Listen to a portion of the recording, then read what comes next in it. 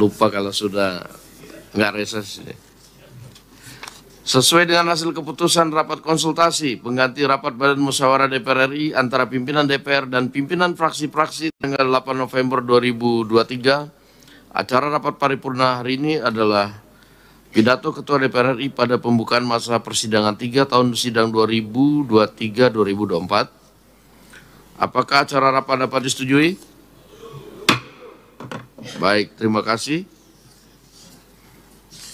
Yang terhormat para anggota Dewan dan hadirin yang kami muliakan, marilah kita memasuki acara tunggal rapat paripurna Dewan pada hari ini, yaitu pidato Ketua DPR RI pada pembukaan masa persidangan 3 tahun sidang 2023-2024. Untuk itu kami persilakan kepada Ibu Ketua DPR RI untuk membacakan pidato Ketua DPR RI pada pembukaan masa persidangan 3 tahun sidang 2023-2024 di atas podium.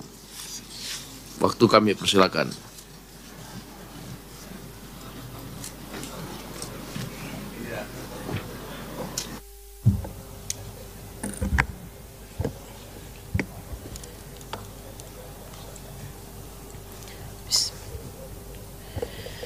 Assalamualaikum warahmatullahi wabarakatuh. Salam sejahtera bagi kita semua. Om Swastiastu, Namo Buddhaya, salam kebajikan. Yang kami hormati para wakil ketua DPR, para anggota DPR, hadirin yang berbahagia. Puji syukur kehadirat Allah Subhanahu wa Ta'ala, Tuhan yang Maha Esa, yang telah memberikan rahmat dan karunia-Nya, sehingga pada hari ini kita dapat kembali hadir menjalankan tugas konstitusional dalam rapat paripurna pembukaan masa persidangan 3 tahun sidang 2023-2024.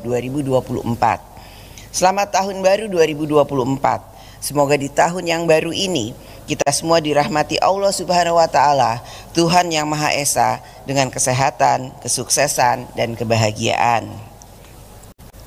Tahun 2024 merupakan tahun terakhir dari tugas konstitusional DPR RI periode 2019-2024. Menjadi komitmen kita semua untuk dapat menuntaskan tugas sebagai anggota DPR RI yang akan meninggalkan legasi yang semakin baik dalam menjalankan kedaulatan rakyat, sehingga dapat mempercepat terwujudnya kehidupan bangsa dan negara yang semakin sejahtera, tentram, adil, dan makmur.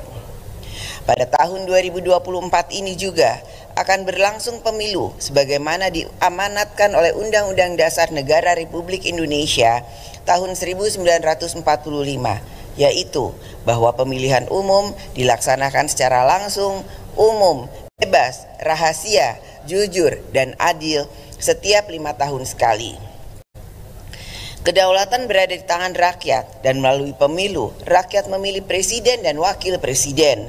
Rakyat juga memilih perwakilannya di DPR RI dan DPD RI. Pemilu bukanlah hanya perebutan kekuasaan negara secara konstitusional bagi partai politik, akan tetapi adalah hak rakyat untuk dapat hidup lebih baik, lebih mudah, dan lebih sejahtera. Bagi rakyat, pemilu merupakan kesempatan bagi dirinya untuk dapat mengangkat harkat dan martabat hidupnya. Bagi rakyat, pemilu adalah jalan untuk memiliki hidup lebih nyaman dan lebih sejahtera. Rakyat dalam menjalankan kedaulatannya menggunakan hak pilih harus dijamin bahwa hak rakyat tersebut dilaksanakan dengan bebas, rahasia, jujur, dan adil. Hak rakyat tersebut tidak boleh dihalang-halangi, ditekan, dimanipulasi, dan lain sebagainya. Semua lembaga negara, legislatif, eksekutif, yudikatif, KPU, Bawaslu, TNI, Polri, ASN, partai politik, serta berbagai komponen bangsa lainnya wajib menjalankan komitmen yang sama sebagaimana diamanatkan oleh konstitusi, yaitu bahwa pemilu yang dilaksanakan secara langsung, umum, bebas, rahasia, jujur, dan adil. DPR RI memiliki komitmen yang tinggi untuk mewujudkan pemilu 2024 yang demokratis, jujur, dan adil, kedaulatan rakyat yang dilaksanakan secara demokratis. Sidang Dewan yang terhormat, pada masa persidangan 3 ini juga bertepatan dengan agenda pemilu 2024 yang memasuki tahapan yang semakin tinggi intensitas kerja partai politik dalam berkampanye. Walaupun demikian, anggota DPR RI akan tetap tetap berkomitmen untuk menjalankan tugas-tugas konstitusional secara efektif, khususnya dalam merespon hal-hal yang sangat mendesak dan strategis. Dalam pelaksanaan fungsi legislasi, DPR RI akan melanjutkan pembahasan 19 rancangan undang-undang yang pada saat ini masih berada dalam tahap pembicaraan tingkat 1, yang terdiri dari 3 RUU usul DPR, 5 RUU usul pemerintah, 3 RUU usul DPD, dan 8 RUU kumulatif terbuka. Selain itu, terdapat 34 RUU yang akan memasuki tahap pembicaraan tingkat 1 yang terdiri dari 3 RUU usul DPR, 2 RUU usul pemerintah, dan 29 RUU kumulatif terbuka. Kompleksitas dalam membentuk undang-undang sangat ditentukan oleh seberapa banyak perbedaan perspektif dan kepentingan antar pihak yang akan diatur dalam undang-undang tersebut. DPR RI bersama pemerintah dalam membentuk undang-undang selalu mencari titik temu yang mengutamakan kepentingan negara dan juga memperhatikan aspirasi publik. Sidang Dewan yang terhormat, APBN tahun 2024 didesain untuk akselerasi transformasi ekonomi dan berperan sebagai shock absorber, melindungi rakyat dan stabilisasi ekonomi dari guncangan global, khususnya stabilisasi harga pangan, ketahanan energi, dan pengendalian inflasi. APBN menuntaskan agenda pembangunan yang fokus dalam human capital, physical capital, natural capital, dan institutional reform. APBN juga menjadi instrumen untuk kesejahteraan rakyat dalam hal penurunan kemiskinan ekstrim, penanganan stunting, dan mengatasi kesenjangan. DPR RI akan terus mengawasi pelaksanaan kebijakan fiskal tahun 2024 agar dapat menjadi instrumen yang efektif dalam menyejahterakan rakyat. Pemerintah harus tertib dan disiplin dalam menjalankan APBN tahun 2024. Penggunaan anggaran secara disiplin, teliti, dan tepat sasaran. Pemerintah harus mengedepankan transparansi dan akuntabilitas dan tidak membuka celah penyalahgunaan anggaran, merealisasikan anggaran secepatnya, serta menyiapkan antisipasi ketidakpastian. Penyesuaian program dan alokasi anggaran dalam APBN tahun 2024 yang sedang berjalan harus sesuai dengan mekanisme, syarat, dan ketentuan yang telah diatur dalam Undang-Undang APBN tahun 2024. Bagaimanapun, APBN adalah uang rakyat, sehingga penggunaannya harus memenuhi prinsip transparansi, akuntabilitas, dan kepatuhan peraturan perundang-undangan. Sidang Dewan yang terhormat, DPR RI melalui alat kelengkapan Dewan pada masa persidangan 3 ini akan memastikan bahwa regulasi kinerja kelembagaan, kinerja program, serta pengelolaan anggaran berjalan efektif, tepat sasaran, dan akuntabel. Fungsi pengawasan DPR RI akan diarahkan pada berbagai isu, permasalahan, dan pelaksanaan undang-undang di berbagai bidang yang menjadi tugas dari setiap alat kelengkapan Dewan, serta hal-hal yang menjadi perhatian luas dari rakyat. DPR RI melalui alat kelengkapan Dewan terkait akan memastikan penyelenggaraan pemilu tahun 2024 yang demokratis dan yang dapat menjamin hak rakyat menjalankan kedaulatannya. Sidang Dewan yang terhormat, sebagai upaya dalam berdiplomasi untuk meningkatkan hubungan kerjasama antar parlemen, pada masa persidangan ini DPR RI akan menghadiri serangkaian kegiatan diplomasi parlemen, antara lain sidang ASEAN Parliamentary Assembly (APA), ASEAN Interparliamentary Assembly atau AIPA, serta Parliamentary Union of the OIC atau PUIC. DPR RI juga akan mengundang parlemen dari negara-negara sahabat untuk mengamati serta meninjau pelaksanaan pemilu di Indonesia. Serangkaian kegiatan diplomasi tersebut akan meningkatkan kerjasama antar negara dalam menyikapi berbagai masalah global serta memperkuat posisi politik luar negeri di Indonesia. Sidang Dewan yang terhormat, demikianlah pokok-pokok kegiatan yang akan dilakukan DPR RI pada masa persidangan 3 dan berbagai hal yang menjadi perhatian DPR RI. Rencana kerja secara umum DPR RI ini agar dapat menjadi informasi bagi rakyat Indonesia sehingga dapat ikut berpartisipasi bagi DPR RI dalam menjalankan tugas konstitusionalnya.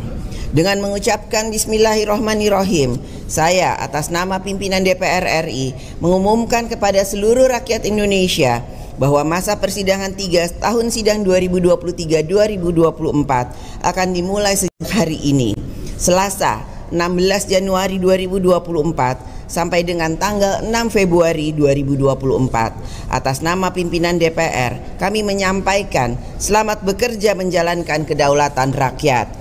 Semoga Allah Subhanahu wa Ta'ala, Tuhan yang Maha Esa, memberikan rahmat dan bimbingannya bagi kita semua. Terima kasih. Wassalamualaikum warahmatullahi wabarakatuh. Om Santi, Santi, Santi Om. Merdeka!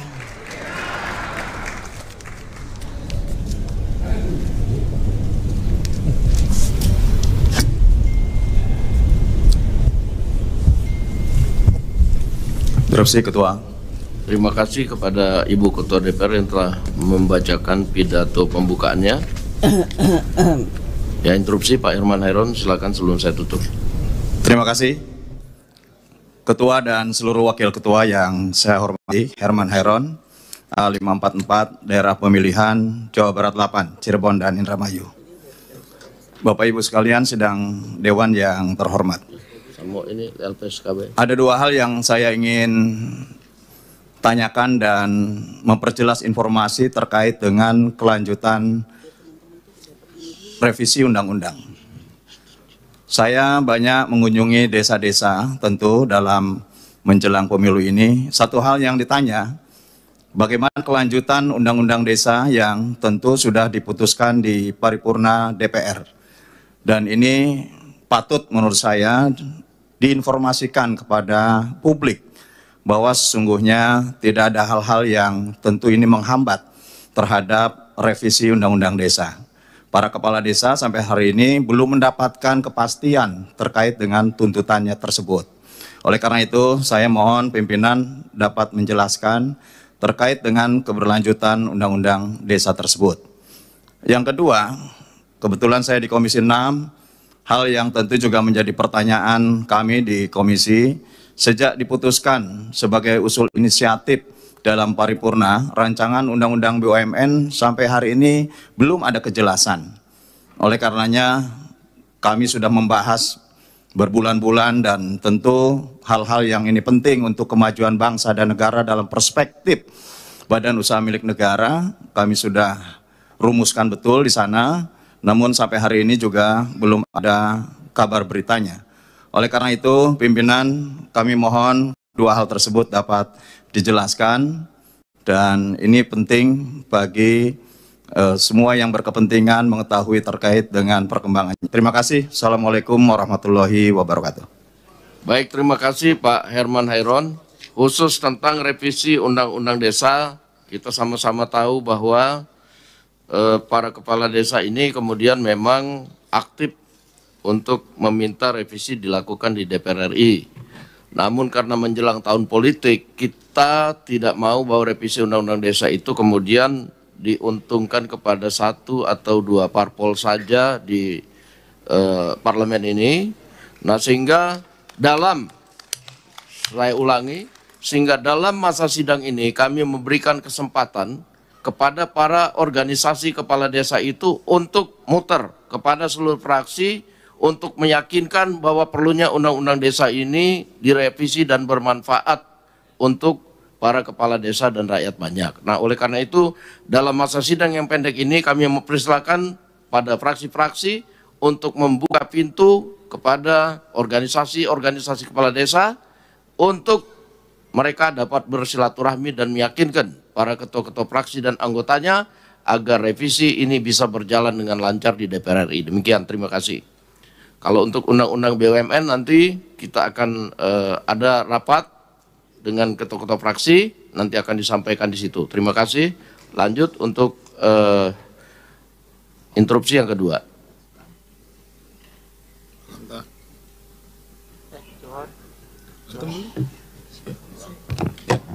Assalamualaikum warahmatullahi wabarakatuh. Johan Rosihan, A451, Dapil NTB 1, Pulau Sumbawa. Bu Ketua, para pimpinan yang saya hormati beserta seluruh anggota DPR RI. Setiap perbincangan kita dalam pembahasan awal APBN kemarin, bahkan sampai hari ini, pimpinan masih bicara soal cuaca ekstrim. Selalu saja El Nino itu menjadi alasan kita dalam menentukan anggaran yang kita tetapkan pada APBN kemarin. Hari ini itu kejadian. Kita semua baru selesai reses, terutama di dapil saya di sepanjang Pulau Sumbawa itu, hari ini para petani kita sedang dalam masa kekhawatiran yang begitu tinggi akibat gagal tanam. Karena kita sudah menjadikan El Nino dan cuaca ekstrim itu sebagai proposal dalam pembahasan APBN kemarin, saya berharap melalui pimpinan agar negara hadir, terutama DPR melalui badan anggaran, untuk berkoordinasi dengan pemerintah, untuk memberikan semacam jaminan kepada masyarakat kita, terutama petani kita, yang hari ini terancam untuk gagal tanam pada tanam yang pertama ini. Karena itu pimpinan, saya berharap sekali lagi agar mengkoordinasikan hal ini, dan sekali lagi berikan kepastian kepada masyarakat, agar masyarakat petani kita kemudian bisa tenang, dan bisa menghadapi pemilu ini dengan riang gembira. Assalamualaikum warahmatullahi wabarakatuh. Baik, waalaikumsalam. Aspirasinya nanti kita teruskan. Lanjut, interupsi. Baik, terima kasih pimpinan. Saya Sukamta, fraksi PKS Dapil Daerah Istimewa Yogyakarta. Bu Ketua dan para pimpinan semoga sehat selalu dan sukses. Hari ini memasuki hari ke-100 invasi Israel ke Gaza, Palestina. Yang terjadi adalah upaya genosida, penghapusan bangsa Palestina dari wilayah seluruh Palestina. Pemboman tanpa pembedaan wanita, anak-anak, orang tua, orang sakit, orang difabel, semua dilakukan membabi buta dengan korban lebih dari 30.000 orang, baik yang meninggal maupun hilang tidak ditemukan jasadnya. Namun, saudara sekalian, misi Israel untuk menghilangkan Palestina dengan semua superioritas militer dan sumber dayanya ternyata kalah oleh perlawanan rakyat Palestina. Bahkan Israel gagal di dalam perang darat untuk menguasai Palestina dan terpaksa mundur. Israel hanya bisa menyerang Palestina dengan melakukan pemboman terhadap bangunan dan rakyat Palestina melalui serangan udara dengan menjatuhkan puluhan ribu bom. Kondisi ini menunjukkan bahwa klaim Israel memiliki militer kuat di dunia mampu dikalahkan oleh pejuang rakyat Palestina. Rakyat Palestina lah pemenang yang sesungguhnya, baik di medan perang maupun di medan diplomasi. Israel sebagai agresor dengan seluruh superioritasnya terpaksa mundur teratur dan dia merupakan pihak yang kalah. Namun demikian, kematian, pembantaian masih terus berlangsung. Kita berharap mudah-mudahan seluruh bangsa Indonesia, seluruh elemen Indonesia, DPR maupun pemerintah terus konsisten membantu rakyat dan mendukung perjuangan kemerdekaan bangsa Palestina. Saya mengapresiasi apa yang sudah dilakukan oleh Kementerian Luar Negeri Indonesia yang konsisten terus mendukung perjuangan ini. Namun demikian, perjuangan ini belum selesai. Israel masih terus melakukan pemboman dan pembantaian. Genosida tidak berhenti. Hari ini Afrika Selatan menyeret Israel sebagai penjahat perang di International Criminal Justice, di ICC, di Den Haag. Kita berharap Indonesia walaupun tidak bisa memberikan dukungan ikut menggugat, Indonesia dengan berbagai jalan, mohon supaya bisa terus membawa Israel pertanggungjawaban dan akuntabilitas atas apa yang dikerjakan, seluruh kriminal yang sudah dikerjakan. Mudah-mudahan perjuangan ini terus berjalan dan Indonesia sebagai salah satu negara yang terus konsisten untuk mendukung perjuangan rakyat Palestina ini. Dan saya berharap pimpinan DPR, kita sebagai institusi DPR bisa mengeluarkan sebuah surat untuk diedarkan kepada seluruh kedutaan asing yang ada di Jakarta untuk mendukung perjuangan bangsa Palestina agar merdeka dan untuk menghentikan genosida yang dilakukan oleh Israel. Kalau pimpinan DPR setuju dan kita bisa melakukan, mengirimkan surat itu, ini akan menjadi presiden yang sangat luar biasa bagi DPR. Terima kasih pimpinan. Assalamualaikum warahmatullahi wabarakatuh. Terima kasih Pak Sukamta atas interupsinya. Masih ada lagi? Yang terakhir silakan. Terima kasih pimpinan. Assalamualaikum warahmatullahi wabarakatuh. Saya Syahrul Aidi, Mazat LCMA A418, fraksi PKS Dapil Riau II, Ketua Grup Kerjasama Bilateral Indonesia-Palestina. Sebagaimana yang sudah disampaikan oleh saudara kami Bapak Sukamta tadi, melanjutkan tentu mengapresiasi Kementerian Luar Negeri yang memberikan dukungan kepada Afrika Selatan yang membawa Israel ke Mahkamah Internasional untuk dijadikan sebagai penjahat perang.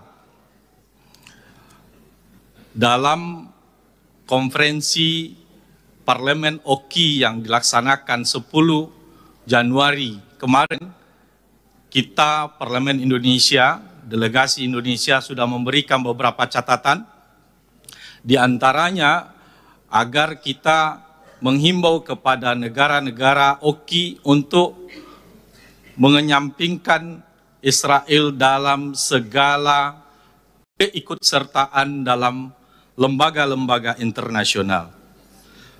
Kemudian, alhamdulillah kita juga menyampaikan Indonesia sebagai negara yang menolak penjajahan dan mendukung kemerdekaan Palestina, selalu memberikan dukungan dan memberikan catatan agar menghapus lembaga atau organisasi perjuangan Palestina itu dalam daftar organisasi teroris yang dibuat oleh beberapa negara. Kemudian pimpinan yang saya hormati, mudah-mudahan baik itu lembaga legislatif parlemen agar selalu menyuarakan kemerdekaan Palestina dan memberikan dukungan atas kemerdekaan Palestina, dan agar juga pemerintah meningkatkan peran aktifnya untuk memberikan dukungan terhadap kemerdekaan Palestina. Kita berharap tidak hanya sampai pada Menteri Luar Negeri saja, Presiden sebagai Panglima diplomasi Indonesia agar bisa menyuarakan ini di tingkat global atau internasional.